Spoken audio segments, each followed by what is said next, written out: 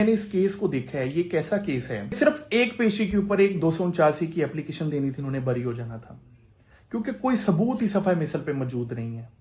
बड़ी ज्यादती है। मोहम्मद यूसुफ साहब मेरे पास आए हैं जी। जी सर। और ये वीडियो मैं इनकी इजाजत के साथ बना रहा हूं। आप लोगों को मशवरा देना बहुत जरूरी था। इनके ऊपर एक पर्चा हुआ तेज रफ्तारी का, हालांकि ये तेज रफ्तारी भी नहीं कर रहे थे। ये पर्चा होता है। पुलिस वाले ने पहली ज्यादती तो इनके साथ ये की कि इनके ऊपर एक पर्चा दे दिया।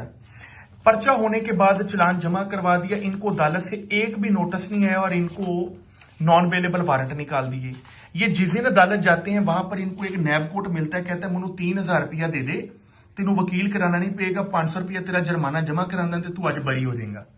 ये जुर्माना जमा करवाने के बाद जी ये हुआ है, ये मजिस्ट्रेट के पास भी नहीं पेश हुए। ऐसा ही है जी? जी सर, ऐसा ही है कि मुझे नोटिस कोई नहीं मिला, तो मुझे कोई नोटिस नहीं मिला। अगर नोटिस मिलता तो मैं जरूर पेश होता कानून के आगे। मुझे कोई नोटिस उन्होंने नहीं दिया। अगर नोटिस मिलता मैं लाजमी जाता। अब मैजिस्ट्रेट साहब ने क्या किया जी, उन्होंने एक कन्फेशनल स्टेटमेंट रिकॉर्ड कर ली कि जी हाँ जी मैं अपना गुनाह कबूल करता हूं, अपना जुर्म कबूल करता हूं, तो मुझे माफी दे दें। 500 रुपये जुर्माना डाला, ये 500 रुपये जमा करवाया और 500 जमा करवाने के बाद इनको कन्विक्शन हो गई।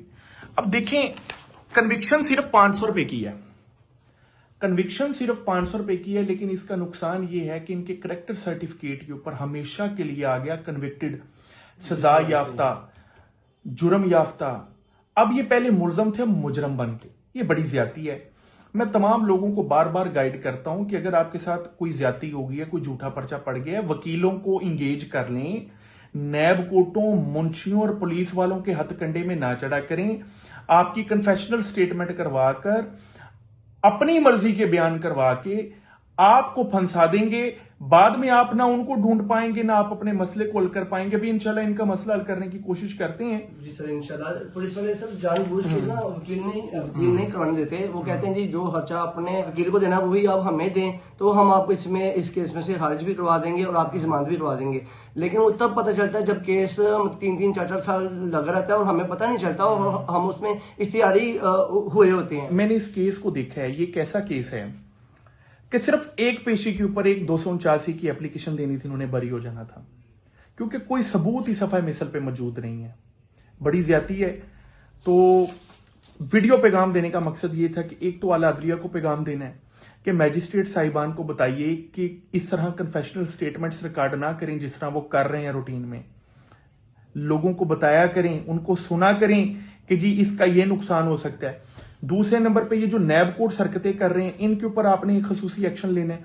तीसरे नंबर पे आला हुक्मरान जो है, हमारे हुक्मरान हैं, जिनके तहत ये पुलिस अपना पूरा इन्वेस्टिगेशन ऑपरेशन का सिस्टम चलाती है, इनसे रिक्वेस्ट है कि लोगों के ऊपर झूठे पर्चे ना करें। उनका करेक्टर सर्टिफिकेट तबाह करके रख दिया। ना लोग पाकिस्तान में जॉब करने जोगे हैं, ना बाहर जाने जोगे हैं।